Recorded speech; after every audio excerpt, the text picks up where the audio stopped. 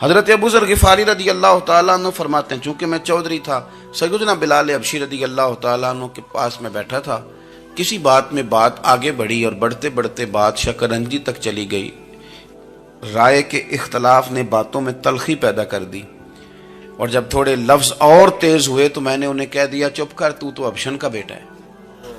کس کے بیٹے تھے حضرت بلال؟ کہتے ہیں جب انہوں نے مجھے کہا تو میرا دل بڑا ٹوٹا، لیکن میں نے ارادہ کیا کہ میں نے حضور کی بارگاہ میں نہیں عرض کرنی ہے، اب ہر بات کی ہم حضور کی بارگاہ میں شکایت کریں۔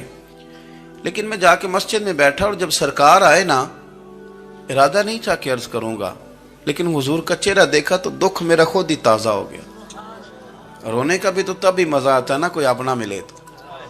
فرماتے ہیں کہ میرے آنسو نا بغیر اختیار کے چھلک پڑے اور میں کھل کے روئے، کھل کے۔ قربان جاؤں محبوب کے بھی حضور نے پاس نہیں بلایا، بلکہ نبی پاک اٹھ کے خود میرے پاس آئے اور مجھے کندھوں سے پکڑ کے سینے سے لگایا، اور جب میں کھل کے رو لیا تو حضور میرے آنسو پوچھنے لگے۔ کچھ شعر ایسے ہوتے ہیں جو کسی نے کہے ہوتے ہیں، اور کہنے والا جو ہوتا ہے وہ صاحب حال ہوتا ہے، تو اس میں کچھ خوبصورتی زیادہ ہی ہو جاتی ہے۔ ایک پنجابی کے شاعر ہمارے گجرات میں گزرے، بزرگ تھے، ان کا ایک شعر ہے، وہ کہتے ہیں ایک واری میری آنکھیاں چوں اونا نے اتھرو پونجے سن، ایک واری میری آنکھیاں چوں اونا نے اتھرو پونجے سن، ہن تے چسکا پہ گیا رونے دا۔ ایک واری میری آنکھیاں چوں اونا نے اتھرو پونجے سن، ہن تے چسکا پہ گیا رونے دا، تے ہر ویلے آہو زاری دا۔ تو میں روز رونے لگا ہوں، مزہ ہی بڑا آیا ہے جب سے محبوب نے چپ کرانا شروع کیا۔ میرے عزیز، اور پھر حضرت بلال حبشی رضی اللہ تعالیٰ عنہ چونکہ حضور کے غلام تھے اور انہیں پتہ تھا کہ سرکار میری ناز برداری کرتے ہیں، حضور نے چپ کرایا۔ فرمایا کیوں روتے ہو؟ تو عرض کرنے لگے یا رسول اللہ صلی اللہ علیہ وسلم، اگر میں ابشن کا بیٹا ہوں تو میری تو غلطی کوئی نہیں نا، یہ تو تقسیم اللہ کی ہے نا۔ الذی خلقک فسواک فعدلک فی ای صورت ما شاء رکبک، جس طرح وہ چاہتا ہے، جس کو چاہتا ہے اس طرح کی اس کی صورت بنا دیتا ہے۔ تو مجھے ابشن کا بیٹا کہا جاتا ہے، میری غلطی کیا ہے؟ حضرت بلال نے بھی نہیں بتایا کس نے کہا، لیکن نبی پاک صلی اللہ علیہ وسلم نے کیا فرمایا؟ امام یوسف صالحی نے لکھا ہے، ذرا غور کرنا بات پر، تسلیاں لوگ اور رنگ میں بھی دیتے ہیں، پر یہ تسلی بڑی انوکھی ہے۔ حضور فرمانے لگے بلال اگر تو ابشن کا بیٹا ہے تو پریشان کیوں ہوتا ہے؟ کالے رنگ والی ماں کا بیٹا ہے تو پریشان کیوں ہوتا ہے اگر تیری والدہ کا رنگ کالا ہے تو؟ عرض کی حضور آپ کیا فرمانا چاہتے ہیں؟ تو سرکار فرمانے لگے میں دو ماؤں کا بیٹا ہوں، ایک جناب آمنہ جنہوں نے مجھے پیدا کیا، اور ایک حضرت ام ایمن جنہوں نے میری پرورش کی، مجھے بڑا کیا۔ حضور فرمانے لگے میری ماں آمنہ کا رنگ گورا تھا اور میری ماں ام ایمن کا رنگ کالا ہے۔ تو فرمایا اگر تجھے کسی نے کالے رنگ والی ماں کا بیٹا کہا تو اسے کہہ دینا مدینے والی محبوب کے بھی تو ایک والدہ کا رنگ کالا ہے، تو کہہ دینا۔ حضرت بلال کہتے ہیں کہ وہ اس طرح کی تسلی تھی، طفل تسلیاں نہیں جس طرح کی ہمیں دی جاتی، وہ اس طرح کی خوبصورت تسلی تھی کہ اس کے بعد میرا دل ایسا ٹھنڈا ہوا، پھر کسی کا تانا نہیں رہا، پھر کسی کی تکلیف نہیں رہی۔ رسول پاک صلی اللہ تعالی علیہ وسلم نے یہ جو آج تقسیم ہے ہمارے ہاں اونچ نیچ کی، چھوٹے بڑے کی، ذات برادری کی، حضور فرماتے ہیں میں نے پاؤں کے نیچے رکھ کے کچل دی، اب اس کا کوئی سٹیٹس نہیں رہا، اب یہ کوئی معاملہ نہیں۔ پھر میرے بھائی ایک معاملہ ہمارے اندر جو اور بڑی شدت کے ساتھ آیا ہے اور جس نے بڑا زور پکڑا ہے، وہ یہ ہے کہ ہم نا پڑھے لکھے لوگوں سے معذرت کے ساتھ، پڑھے لکھے لوگوں کا بھی ایک مسئلہ ہے، وہ دوسروں کو جاہل کہنا ضروری سمجھتے ہیں، الا ماشاء اللہ۔ میں اکثر کہتا ہوں کہ یہ تو آسان کام ہے نا، آپ نے کہہ دیا جاہل نہیں جی سارے پنڈ والے، یہ تو بڑا آسان کام ہے، تو جان چھڑانے والی بات ہے۔ ان پڑھ ہیں جی اس قوم دا کچھ نہیں بن سکتا، بھی تو آسان کام ہے، جان چھوٹ گئی۔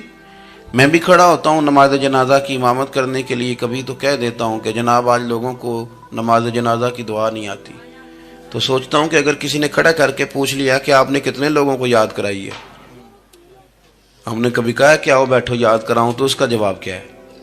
تنقید کرنا آسان کام ہے اور تعمیر کرنا یہ مشکل مرحلہ ہے۔ عزیز دوست، ہمارے ہاں نا ان پڑھ بندے کے ساتھ اور اس بندے کے ساتھ جس کی سوچیں محدود ہیں. ہمارا رویہ اتنا تلخ ہوتا ہے. بھائی مزہ تو تب آتا ہے نا جب آپ کو کچھ لوگ کہتے ہیں میں اچھے کے ساتھ اچھا ہوں, تو اچھے کے ساتھ تو ساری دنیا اچھی ہوتی ہے, آپ نے اس میں کیا کمال کیا. حضور سید عالم صلی اللہ علیہ وسلم نے تو فرمایا اس کے ساتھ جوڑو جو تمہارے ساتھ توڑ رہا ہے, جو سخت رویہ اختیار کرے, سخت. بخاری مسلم میں حدیث ہے, حضرت عمر فاروق رضی اللہ تعالیٰ عنہ, حضرت انس بن مالک فرماتے ہیں کہ حضور سید عالم صلی اللہ علیہ وسلم گزر رہے تھے اور سرخ رنگ کی نہ نجرانی دھاری دار چادر سرکار نے اوڑھ رکھی تھی. ایک بدو آ گیا, اس نے کیا کیا کہ حضور کی مقدس چادر کو پکڑ کے کھینچا, اور اس زور سے کھینچا کہ گردن مبارک پہ نشان پڑ گیا. زور سے دروازے پہ دستک دے دینا بھکاری, تو اسے خراش رات کوئی نہیں ملتی, البتہ جھٹکیاں دو چار ضرور مل جاتی. توڑنا ہے دروازہ, خیرات لینے آیا کہ تو قرضہ لینے آیا. اس نے آ کر کے زور سے چادر کو کھینچا, مقدس گردن پہ نشان پڑ گیا. سرکار نے رخ انور پھیرا, کہتا پتہ کیا ہے, میں غریب آدمی ہوں, کچھ مانگنے آیا ہوں.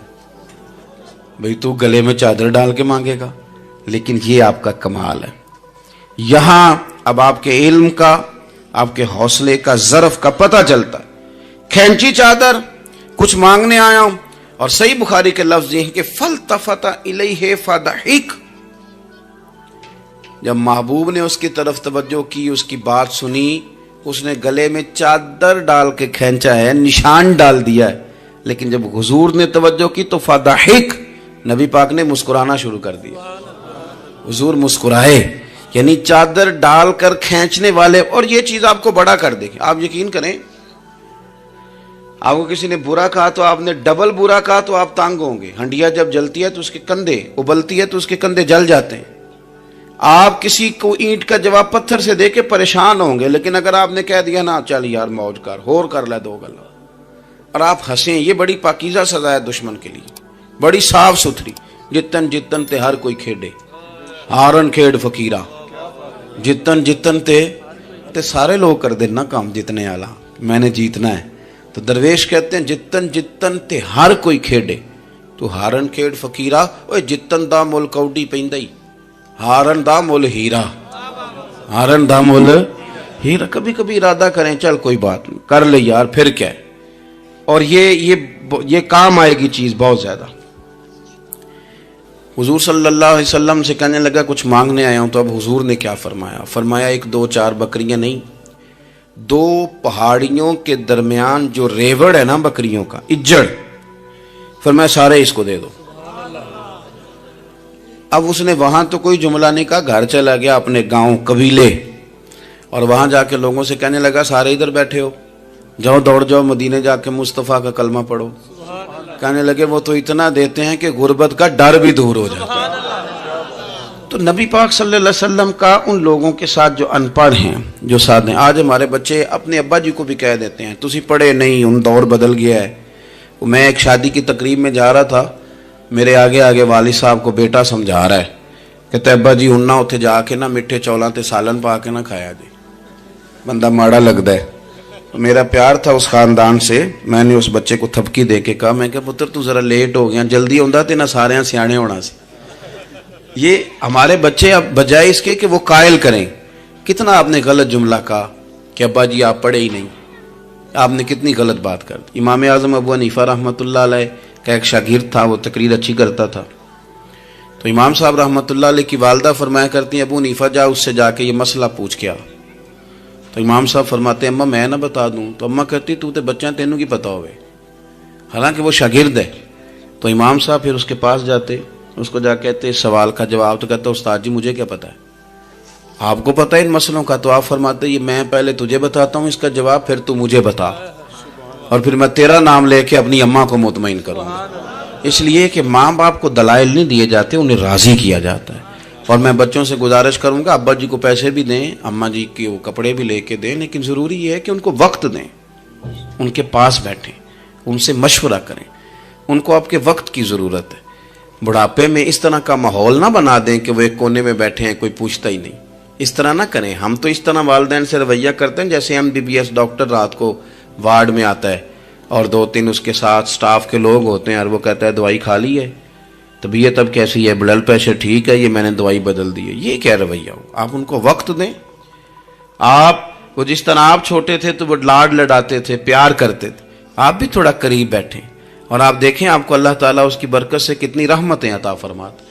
تو کسی کو جاہل کہنا, ان پڑھ کہہ دینا. ایک حدیث اور سن لیں, بات کو ختم کرتا ہوں. اس کو قاضی ایاز رحمۃ اللہ علیہ نے شفا شریف میں لکھا ہے. ایک بدو حضور کی بارگاہ میں آیا اور اس نے آ کے کچھ مانگا. اللہ کے پیارے حبیب صلی اللہ علیہ وسلم کی بارگاہ میں مانگا جہاں ایک مانگنے پر دریا بہا دیے جاتے ہیں. دریا بہا دیے ہیں, در بے بہا دیے. یہ در الگ ہے اور بے بہا الگ ہے. پھر یہ شعر صحیح سمجھ میں آئے گا آپ. تو حضور سید عالم صلی اللہ علیہ وسلم تو جس کو دیتے تھے پھر اس کی کئی نسلیں کھاتی تھی, ختم نہیں ہوتا تھا. اس نے بھی کچھ مانگا, حضور نے کچھ دیا, لیکن ابھی اسے آداب نہیں نہ آتے تھے.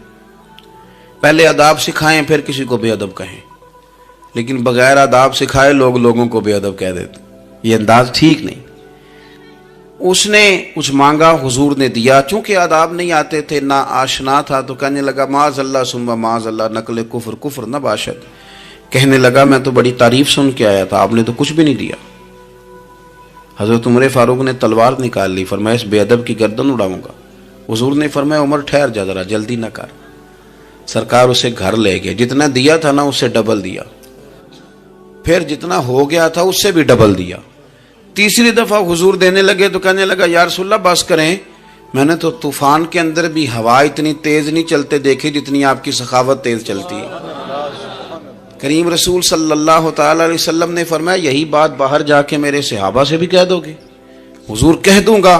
فرمایا جب تم نے کہا تھا نا نہیں دیتے تو ان کے دل ٹوٹ گئے, جب تم کہو گے نا بڑا دیتے ہیں تو ان کے کلیجے ٹھنڈے ہو جائیں گے. وہ باہر آیا, آ کر کے کہنے لگا میرے رسول پاک علیہ السلام کے مقدس غلاموں, میں نے تو طوفان میں بھی ہوا اتنی تیز نہیں دیکھی جتنی کریم کی سخاوت تیز ہے. پیارے حبیب صلی اللہ تعالی علیہ وسلم تو کمال کر دیتے. اب صحابہ خوش ہو گئے. میرے نبی پاک صلی اللہ علیہ وسلم نے ہماری تربیت فرمائی کہ ہم نے کس طرح کا رویہ ایسے لوگوں کے ساتھ اختیار کرنا ہے. حضور فرمانے لگے عمر اگر تم اس سے پہلے قتل کر دیتے جو اس نے کہا تھا تو یہ دوزخ میں جاتا, اور اب جو کہہ رہا ہے اس پر مرے گا تو رب اسے جنت عطا فرمائے گا.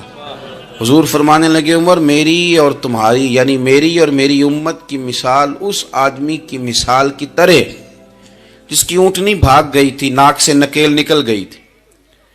بہت سارے لوگ آئے اسے پکڑنے کے لیے, ہاتھوں میں نیزے تھے, ڈنڈے تھے, تلواریں تھیں, پر وہ کسی کے قابو نہ آئی. زخمی ہو گئی پر کسی کے قابو نہ آئی.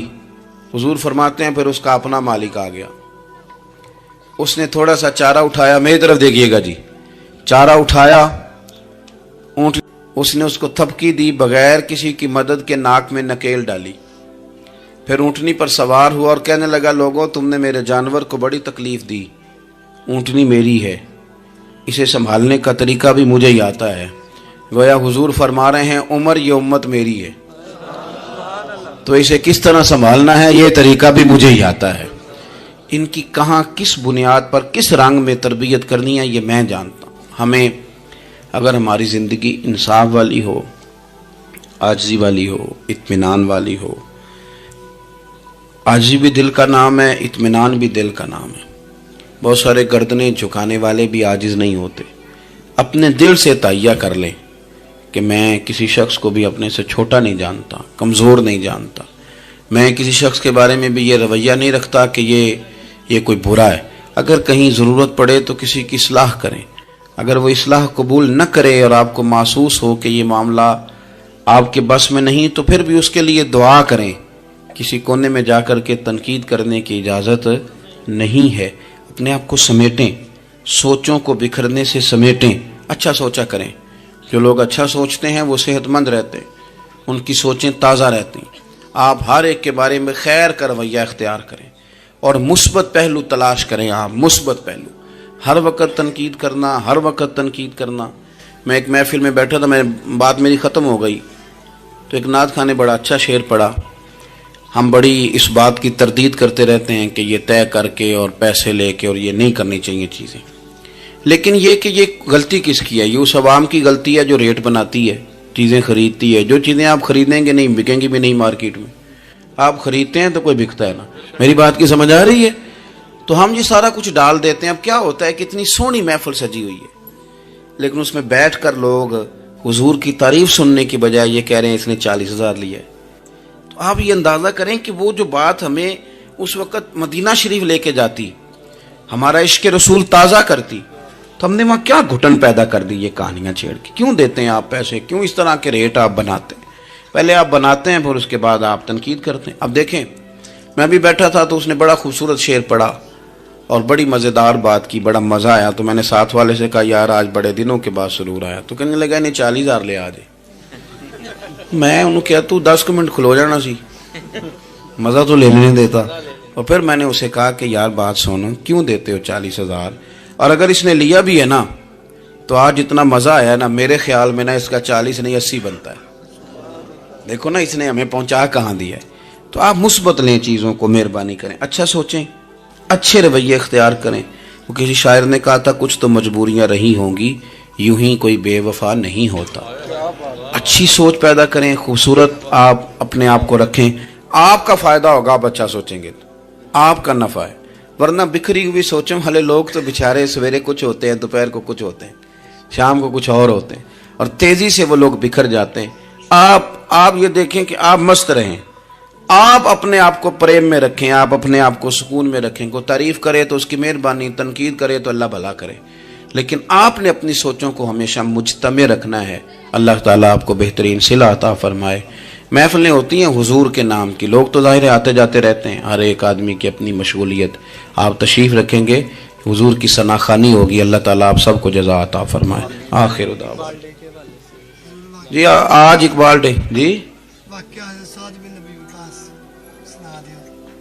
نہیں، وہ کون سا واقعہ ہے؟ وہ تو نہیں، ان کے تو کئی واقعات ہیں۔ چلے میں بات کرتا ہوں، آپ تشریف رکھیں جی، میں بات کرتا ہوں۔ میں تو اپنی طبیعت کے مطابق بات کر چکا ہوں، اتنی کو میں کیا کرتا ہوں، لیکن ایک بات عرض کرتا ہوں آپ کی خدمت میں۔ ایک تو یہ کہ آج اقبال ڈے، علامہ اقبال جو ہیں وہ اسلام کے اور صوفیاء کے اور اہل محبت کے بہترین ترجمان ہیں۔ انہوں نے لوگوں کو رخ جو ہے وہ نبی پاک صلی اللہ علیہ وسلم کی محبت کی جانب پھیرا ہے۔ تو اقبال سے پیار کرنا اور ان کی تعلیمات کو دیکھنا یہ بھی بڑی کمال بات۔ ایک بات مجھے یاد آ رہی ہے حضرت سعد بن ابی وقاص کے، بہت ساری باتیں ہیں، میں سمجھ نہیں پایا کہ کس بات کی طرف میرے بھائی نے اشارہ کیا ہے۔ آپ فرماتے ہیں میں ایک دفعہ قادسیہ کی جنگ کے لیے گیا تھا، تو اس بادشاہ جس سے ہماری جنگ تھی اس کے بارے میں معروف تھا کہ تاج بڑا قیمتی پہنتا ہے۔ ہوتے نا جی، ہمارے ملک میں بھی کچھ بادشاہ ایسے ہیں جو 6-6 کروڑ کی گھڑی پہن لیتے ہیں، حالانکہ آپ جتنا مرضی مہنگا جوڑا پہن لے اب تعریف کوئی بھی نہیں کرتا، اب ختم ہو گیا دور، اب سارے وراء الورا، اب ہر بندے کی ڈیزائننگ بڑی شاندار ہے جس کو بھی چھیڑ دیں۔ تو وہ تاج بڑا قیمتی پہنتا تھا، ہیرے لگائے ہوئے تھے۔ حضرت سعد بن ابی وقاص رضی اللہ تعالیٰ عنہ نے لوگوں سے کہا کہ اس کے تاج کا خیال رکھنا، مل گیا تو مال غنیمت میں فائدہ ہوگا۔ جنگ ہوئی شام کو، تاج اس کا کہیں ریت میں کھو گیا، لوگوں نے کچھ دیر ڈھونڈا، بادشاہ قتل ہو گیا، ملا نہیں۔ حضرت سعد بن ابی وقاص نے کہا چھوڑو، سو جاؤ، اتنا بھی ضروری نہیں۔ فرماتے ہیں کہ میں اپنے خیمے میں چلا گیا تو ایک آدمی نے اندر آنے کی اجازت مانگی، میں نے کہا آ جاؤ۔ وہ آیا تو اس نے چادر کی اوٹ میں اپنا چہرہ چھپایا ہوا تھا، اور پھر اس نے جب وہ چادر کھولی تو اندر سے اس نے وہ ہیروں کا چمکتا ہوا تاج میرے سامنے رکھا۔ کہنے لگا میں گزر رہا تھا، گھوڑے کے پیر سے کچھ چیز ٹکرائی ہے، میں نے ریت کھودی ہے تو یہ نکل آیا۔ تو آپ فرماتے ہیں میں نے اسے کہا یار تو غریب آدمی لگتا ہے، تیرے کپڑے بتاتے ہیں۔ دامان توکل کی یہ خوبی ہے کہ اس پر پیوند لگے ہوتے ہیں پر دھبے نہیں ہوتے۔ تو غریب آدمی لگتا ہے۔ اس نے کہا جی میں جب آیا تھا تو بچوں کے لیے شام کا کھانا تھا، کسی پڑوسی سے ادھار کی گزارش کر آیا تھا، لوٹ کے جاؤں گا تو اللہ خیر کرے۔ آپ فرماتے ہیں کہ وہ رکھ کے نا غریب آدمی، اتنی دیانتداری، اتنا اخلاص، چہرہ بھی چھپایا ہوا۔ جب اس نے رخ پھیرا تو میں نے اسے کہا میاں نام ہی بتا دو، باپ کا نام اور قبیلے کا نام ہی بتا دو۔ کیسے اس نے رخ نہیں پھیرا، ادھر ہی چہرہ رکھا دروازے کی جانب، کہنے لگا حضور یہ کام میں نے آپ کے لیے نہیں کیا، یہ دیانتداری اور اخلاص میں نے آپ کے لیے یا شہرت کے لیے یا لوگوں کو بتانے کے لیے نہیں کیا، جس رب و رسول کے لیے میں نے یہ کام کیا ہے نا، وہ میرا نام بھی جانتے ہیں، باپ کا نام بھی جانتے ہیں اور قبیلہ بھی جانتے ہیں، انہیں پتہ ہے میں نے اللہ کی رضا کے لیے کیا ہے۔ تو جن کے لیے کیا ہے انہیں میری اس بات کی خبر ہے۔ اس لیے حضور نے فرمایا کہ اللہ نہ تمہاری جیب دیکھتا ہے نہ چہرہ دیکھتا ہے، وَلَٰكِن يَنْظُرُ إِلَىٰ قُلُوبِكُمْ، وہ جب دیکھتا ہے تمہارے دل دیکھتا ہے۔ تو اس پر توجہ رکھیں، یہ صاف ستھرا رہے تو بڑے سارے کام بن جاتے ہیں۔ اللہ عمل کی توفیق رفیق عطا فرمائے۔ آخر دعوانا ان الحمدللہ۔ عزیز دوستو، اللہ تعالیٰ نے قرآن حکیم میں نبی پاک صلی اللہ علیہ وسلم کی عظمتوں کو، شانوں کو اور بلندیوں کو بیان فرمایا، اور حضور کی مختلف صفات کا تذکرہ فرمایا قرآن پاک میں۔ ارشاد فرمایا کہ یا ایھا النبی انا ارسلناک شاہدا ومبشرا ونذیرا، اے غیب کی خبریں دینے والے محبوب علیہ السلام، ہم نے آپ کو گواہ بنایا ہے، خوشخبری دینے والا بنایا ہے اور ڈر سنانے والا بنایا۔ پھر ارشاد فرمایا کہ وداعیا الی اللہ باذنہ وسراجا منیرا، اور ہم نے آپ کو اللہ کی طرف دعوت دینے والا بنایا اور اللہ کے حکم سے اللہ کی طرف دعوت دینے والا بنایا، وسراجا منیرا، اور آپ کو چمکتا ہوا آفتاب بنایا۔ نبی پاک صلی اللہ علیہ وسلم کی ہر شان ہی وراء الورا ہے، لیکن یہ جو حضور کی صفت مبارکہ ہے نا، داعیا الی اللہ کی، کہ حضور لوگوں کو اللہ کی جانب دعوت دیتے ہیں۔ نبی پاک صلی اللہ تعالی علیہ وسلم بندوں کا اپنے رب سے رشتہ جوڑتے، گھبرائے ہوئے لوگوں کو، پریشان لوگوں کو، اور جو لوگ سمجھتے تھے کہ شاید ہم کوئی دنیا کے کمزور لوگ ہیں اور یہ مالدار اور یہ اقتدار والا آدمی ہی بڑا ہے، ان سب کو حضور نے مایوسیوں سے نکالا، اور اللہ کے رسول صلی اللہ علیہ وسلم نے یہ سبق پڑھایا کہ تم سب حضرت آدم کی اولاد ہو۔ عربی کو اجمی پر، گھورے کو کالے پر کوئی فضیلت حاصل نہیں۔ لوگوں کی ہر پریشانی حضور نے نکال کے ان کا رجوع ان کے رب کی طرف کرایا۔ ہمارے ہاں یہ ہوتا ہے کہ انسان کو پریشانی کوئی بھی ہو اسے سکون نہیں لینے دیتی، وہ کوئی بھی ہو۔ محفل میں کسی بندے کا بٹن ٹوٹ جائے نا، یہ گلے کا، تو کوئی دیکھے نہ دیکھے اس بیچارے کی ساری توجہ بٹن پہ رہتی ہے، میرا بٹن ٹھیک نہیں۔ کسی بندے نے کپڑے صاف نہ پہنے ہوں تو آپ اس شخص سے کہیں کہ تجھے کچھ لوگ ملنا چاہتے ہیں، تو وہ اگرچہ اس کے پاس PhD کی ڈگری ہے، ڈھیر سارا مال ہے، وزادار ہے، صاحب عزت ہے، لیکن وہ کہتے یار میرے کپڑے نہیں ٹھیک، تو میں کوفت محسوس کر رہا ہوں، ذرا میں اپنے آپ کو تھوڑا سا نہا دھو لوں، فریش کر لوں، پھر میں چلتا ہوں۔ آپ کے ظاہری جسم پر ایک آدھ دھبا ہو تو وہ آپ کو سکون نہیں لینے دیتا، اور اگر دھبے باطن پہ لگ جائیں، بہت سارے دھبے ہیں جو باطن پہ ہوتے ہیں، مجھے جان لو، مجھے پہچان لو، میرا بھی کوئی نام ہے، میں بھی کچھ ہوتا ہوں، یہ بھی ایک دھبا ہے، ایک مصیبت ہے۔ اور میری عزت کرو، مجھے بھی کسی طریقے سے کسی نشست پہ جگہ دو، یہ بھی ایک دھبا ہے۔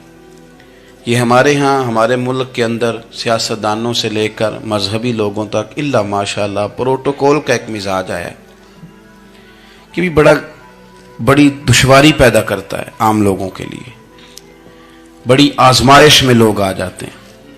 حسد کر لینا، کسی بندے کی نعمت کو دیکھ کے جلنا، یہ بھی آپ کو بڑا بے سکون رکھتا ہے۔ تکبر کرنا کہ میں کوئی چیز ہوں اور باقی کو تھوڑے سے مجھ سے چھوٹے ہیں، یہ سارے دھبے، یہ ساری نقصان کی چیزیں۔ اور نبی پاک صلی اللہ علیہ وسلم نے تعریف یہ بیان کی، فرمایا ما حاک فی صدرک، یہ جو تیرے گناہ ہیں یہ تیرے سینے میں کھٹکیں گے، یہ تجھے بے چین رکھیں گے، یہ کانٹے کی طرح چبھیں گے۔ تو جتنے مرضی اچھے کپڑے پہن لے، جتنی مرضی اونچی جگہ بٹھا دیا جائے، اگر تیرے اندر کوئی روگ ہے وہ تجھے سکون سے نہیں جینے دے گا۔ رسول کائنات صلی اللہ علیہ وسلم نے نا لوگوں کی توجہ رب کریم کی جانب لگائی، حضور نے لوگوں کو بتلایا کہ تمہارا رب نا عاجزی کو پسند کرتا ہے، تمہارا رب سادگی کو پسند کرتا ہے، تمہارا رب انسانوں سے پیار کرنے والے کو پسند کرتا ہے۔ حضور سید عالم صلی اللہ علیہ وسلم نے ہمیں یہ سبق پڑھایا کہ زیادہ باتیں کرنے والے کو نہیں، اللہ سچ بولنے والے کو پسند کرتا ہے۔ بہت اونچے اور لمبے چوڑے دولت والے اور مالدار آدمی کو نہیں، بلکہ جو آدمی دیانتداری سے زندگی گزارے رب اس کو زیادہ محبوب رکھتا ہے۔ تو ہماری یہ جتنی بھی آزمائشیں ہیں، میلاد والے محبوب صلی اللہ علیہ وسلم نے نا یہ ساری ہماری دور فرما دی، ساری۔ اب دیکھیں ہمارے ہاں ایک بیماری ہوتی ہے، وہ تکبر کی بیماری ہے، اور وہ صرف مالدار کوئی نہیں ہوتا، بلکہ حضرت سعدی شیرازی فرماتے ہیں کہ میں نے بہت سارے جھکے ہوئے لوگوں میں تکبر دیکھا ہے۔ جو بڑا میٹھا بولتے ہیں نا، کئی دفعہ کہتے ہیں جی کیا بات ہے جی، سبحان اللہ ماشاء اللہ، بڑا میٹھا بولتے ہیں، تو یہ میٹھا نہیں بول رہے ہوتے، یہ آپ کو شیشے میں اتار رہے ہوتے ہیں۔ آپ نے کسی کی تعریف کرنی ہے تو پشت کے پیچھے کریں، وہ اصل تعریف ہے۔ آپ کوئی ایسا کام نہ کریں جس سے چھلکے لفظوں میں کہ میں نے کسی کو بنایا ہے، اس سے نا آپ کو خود محسوس ہوگا کہ میں حقیقت پہ زندگی نہیں گزار رہا، میں تو کوئی اداکاری کر رہا ہوں۔ اور جو لوگ کہتے کچھ اور ہیں کرتے کچھ اور ہیں تو وہ خود بڑے پریشان رہتے ہیں، وہ جانتے ہیں کہ یار یہ میں کہاں الجھ گیا ہوں۔ تو بھائی یہ جو بہت زیادہ ہمارے دلوں کے اندر چیز ہے، اور یہ ہر مقام پر بہت سارے لوگوں کو یہ چیز حاصل ہے، میں دیکھتا ہوں کہ درجہ بدرجہ ان چیزوں کا شمار ہے۔ کچھ کا خیال ہے کہ میری ڈگری زیادہ ہے، اور کچھ کا خیال ہے کہ مجھے عقل زیادہ ہے، کچھ کا خیال ہے کہ میری شہرت زیادہ ہے، تو کچھ کا خیال ہے کہ میری دولت زیادہ ہے۔ آہستہ آہستہ وہ الجھاؤ پیدا ہوتا ہے، کسی کا کچھ نہیں جاتا، وہ خود آدمی بے چین رہتا ہے۔ حال دیکھیں نا، یہ میری طرح کو کوئی بندہ آ جائے نا محفل میں، جس کو عادت ہے اسٹیج پہ بیٹھنے کی، اچھے لوگوں کی، بزرگوں کی، سادات کی بات نہیں کرتا، تو اس کو کبھی بیچارے کو پیچھے بیٹھنا پڑ جائے نا، تو وہ گردن اونچی کر کر کے نقیب محفل کو دکھاتا ہے کہ میں آ گیا، کسی طریقے مینوں بھی ساتھ لے کے، بے چین رہتا ہے۔ اور اگر اسے سکون حاصل ہو کہ بھئی حضور کی محفل میں بیٹھنا ہے، جہاں جگہ مل گئی وہیں پہ ٹھیک ہو، اور وہ سکون کے ساتھ، دیکھو اس محفل کا مہمان خصوصی میں نہیں، حضرت بزرگ تو سرپرستی کاری رہے ہیں، میں نہیں، اس محفل کا تو مہمان خصوصی وہ بندہ ہے جس نے محفل سے پہلے یہاں جھاڑو دیا ہے، جس نے یہاں دریاں بچھائی ہیں، جس بیچارے کی فوٹو بھی کوئی نہیں آئی، وہ مہمان خصوصی ہے۔ اور اس محفل کا تو وہ مہمان خصوصی ہے جو چپ کر کے کہیں کونے میں بیٹھا ہے، اس کو کوئی دلچسپی نہیں کہ کوئی مجھے بھی جانے گا، کوئی مجھے بھی پہچانے، اسے تو اتنا پتہ ہے کہ میں اپنے پیارے حبیب کی تعریف سننے کے لیے آیا ہوں۔ آپ اپنے اس طرح آپ کا ذوق دوبالا رہے گا اگر آپ عاجزی کے ساتھ، انکساری کے ساتھ، رب رسول کی رضا کے لیے کسی جگہ بھی آپ اپنے آپ کو سیٹ کر لیں گے تو ماحول آپ کا ٹھیک رہے گا۔ ورنہ آپ الجھاؤ کا شکار ہیں، ورنہ آپ پریشان ہیں، ورنہ آپ تکلیف میں، ورنہ آپ آزمائش میں۔ بخاری شریف میں حدیث ہے، قاضی ایاز مالکی رحمۃ اللہ علیہ نے بڑی تفصیل سے لکھی ہے، راوی حضرت انس بن مالک ہیں۔ ایک بندہ بڑی دور سے آیا نبی پاک صلی اللہ علیہ وسلم کی زیارت کے لیے، بڑی دور سے۔ عرب کے جو سردار ہوتے تھے ان کے بڑے ناز نخرے ہوتے تھے، وہ خیر آج بھی ہیں، پروٹوکول کا ماحول آج بھی، یعنی وزیر صاحب کے آگے دو چار گاڑیاں نہ ہوں تو ان کو مزہ ہی نہیں آتا، پولیس والے آگے پیچھے بھاگیں تو حالانکہ ان کو نہیں پتا کہ جو پولیس والے آگے پیچھے بھاگ رہے ہیں نا، یہ حکومت بدلی تو گرفتار کرنے بھی انہوں نے آنا ہے، لیکن وہ بڑا مزہ آتا ہے جب لوگ گاڑی کے پیچھے بھاگتے ہیں۔ کیا بات ہے جناب، بڑی بات۔ اور ہماری طبیعتوں میں پتہ نہیں کون سی، یہ پیسے پھینکنے والے دوست مجھ سے ناراض نہ ہو جائیں، لیکن میں اکثر سوچتا ہوں کہ یار یہ کس طرح کا کام ہے کہ پہلا کھلارنے پھر آپ اکٹھے کرنے، تو آپ کٹھے دے دیں جس کو دینے ہیں، ختم ہو جائے بات۔ یعنی وہ محفل میں نا گپ شپ ہو رہی ہوتی ہے، اکٹھے کرنا لے، پان دینا لے، کس چکر میں پڑ گئے۔ حضور غوث اعظم رضی اللہ تعالیٰ عنہ کی محفل میں شیخ یحییٰ نجاج آیا کرتے تھے تو وہ کہتے تھے کہ ہم وہاں گنتے تھے آج کتنے بندوں نے توبہ کی، تو ہم سے گنے نہیں جاتے تھے، اتنے لوگ توبہ کرتے تھے۔ بزرگوں کی محفلوں میں توبہ کرنے والے گنے جاتے تھے، ہماری محفلوں میں پیسے گنے جاتے ہیں اور وہ پرچیاں دی جاتی ہیں۔ ایسا نہ کریں، اس سے گھٹن پیدا ہوتی، اور پھر جو نوٹوں والے ہوتے ہیں وہ فرنٹ سیٹوں پہ آ جاتے ہیں۔ بہت سارے غریب سوچتے ہیں کہ میرے پاس بھی اگر کرارے نوٹ ہوتے تو میں بھی آگے ہوتا، تو کم از کم یہ جو میلاد کی محفل ہیں ان میں تو سب کو ایک جیسے رہنے دے، یہاں تو امیر غریب کا فرق نہ ہو، اس کو تو مہربانی کریں۔ تو نبی پاک صلی اللہ علیہ وسلم کی خدمت میں وہ شخص بڑی دور سے آیا، تو عرب کے بادشاہوں کا مزاج تھا، پروٹوکول بڑا چاہتے تھے، ان کا تو یہ طریقہ تھا کہ حکمرانی کرنی ہے جیسے بھی ہو۔ اگر کسی غلام نے دھوپ میں بندھا رہ گیا، اونٹ اور چھاؤں میں نہیں باندھا تو درے مارتے تھے، اور اگر اس نے کھول کے باندھ دیا تو پھر بھی مارتے تھے، کہتے تھے اتنا سیانا ہو گیا تو انہیں پوچھا ہی نہیں، خود بخود ہی باندھ دیا۔ وہ شخص حضور کی بارگاہ میں آیا اور بہت سارے لوگوں کے پاس کیونکہ وہ جاتا تھا اپنے سربراہ کا پیغام لے کے، تو وہ کانپ رہا ہے جب حضور کی بارگاہ میں گیا، ڈر رہا ہے۔ اب ذرا بات کو سمجھنا، نبی پاک صلی اللہ علیہ وسلم نے اس سے فرمایا کیوں ڈرتے ہو؟ سادہ آدمی ہے، دیہاتی ہے، بدو ہے۔ اللہ کے رسول نے تھپ کی دی، کیوں ڈرتے ہو؟ تو کہتے حضور مجھے آداب نہیں آتے اور مجھے ڈر آتا ہے، کوئی بات اگر ایسی ہو گئی، آپ مدینے کی حکومت کے سربراہ ہیں، تو کہیں آپ ناراض نہ ہو جائیں۔ حضرت انس بن مالک فرماتے ہیں بات کہاں کی تھی، پہنچ کہاں گئی؟ جب اس نے یہ کہا نا کہ آپ تو حکومت کے سربراہ ہیں، کہیں کوئی غلطی نہ مجھ سے ہو جائے، تو نبی پاک کی آنکھوں میں آنسو آ گئے، حضور رونے لگے، اور نبی پاک صلی اللہ علیہ وسلم فرمانے لگے نہ بھائی، تو کسی حکومت کے سربراہ کے پاس نہیں آیا، نہ تو اس بیٹے کے پاس آیا ہے جس کی ماں گوشت کے خشک ٹکڑے کھا کے بھی گزارا کر لیتی۔ میں تو ایک غریب ماں کا بیٹا ہوں۔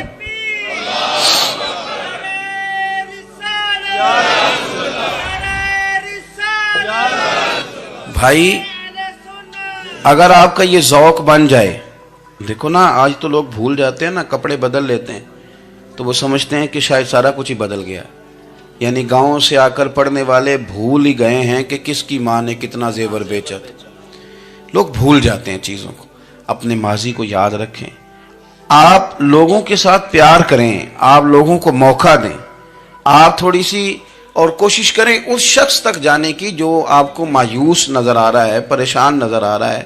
یہ ہمیں میلاد والے محبوب صلی اللہ علیہ وسلم نے درس دیا۔ ایک اور پہلو، حضور سید عالم صلی اللہ علیہ وسلم نے، ہمارے ہاں نا ابھی بھی برادری کی تقسیم ہے، ابھی بھی، اور کچھ میں نے ایسے کمزور لوگ بھی دیکھے، یہ اس طرح کی حرکتیں ہارے ہوئے لوگ کرتے ہیں، ہارے ہوئے لوگ جو اپنے آپ کو سمجھتے ہیں کہ میں کوئی بڑا آدمی ہوں۔ بڑا آدمی تو اپنے اخلاق سے ہوتا ہے، اپنے کردار سے ہوتا ہے، اپنی سخاوت سے ہوتا ہے، لوگوں سے پیار کرنے سے ہوتا ہے۔ باقی یہ کہ بیٹھ کے کہانی سنانا کہ میں بڑا کچھ کرتا ہوں، تو جو کچھ کرتا ہوتا ہے اسے سنانے کی کوئی ضرورت ہے؟ ایک اور بہت سارے لوگ آپ تعزیت کرنے جائیں نا والد کے انتقال کے بعد، تو ان بیچاروں کو بتانا پڑتا ہے کہ ابا جی میرے بغیر دوائی نہیں کھاتے تھے۔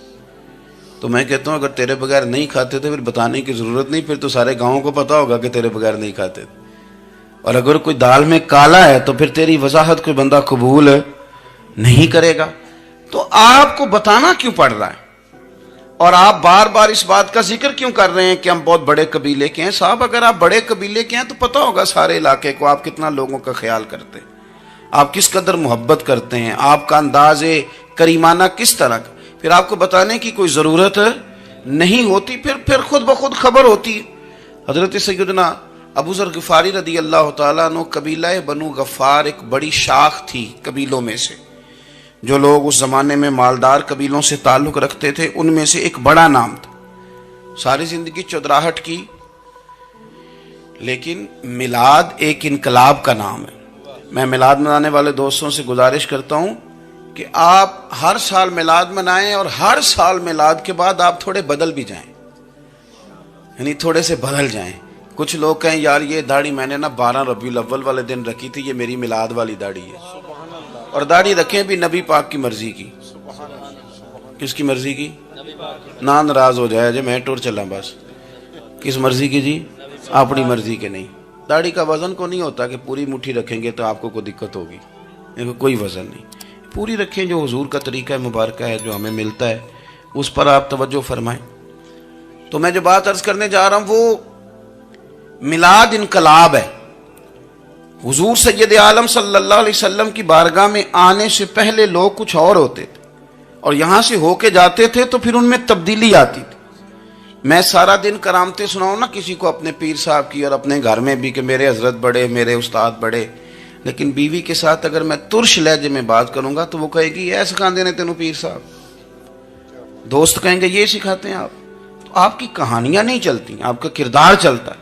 اج اس محفل وچوں اللہ دے دلدار دی خوشبو آندی ہے.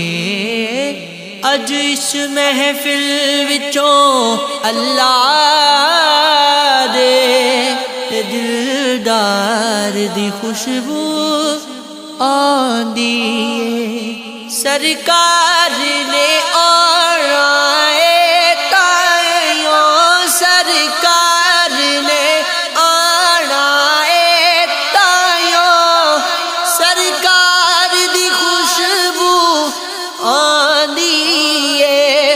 اج اس محفل وچوں اللہ دے دلدار دی خوشبو آندی ہے.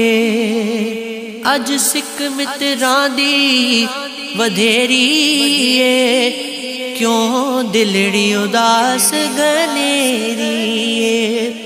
لونو وچ شوق چنگیری ہے، لونو وچ شوق چنگیری ہے. اج دے نال لایا کیوں جھڑیاں. اج اس محفل وچوں اللہ دے دلدار دی خوشبو آندی ہے.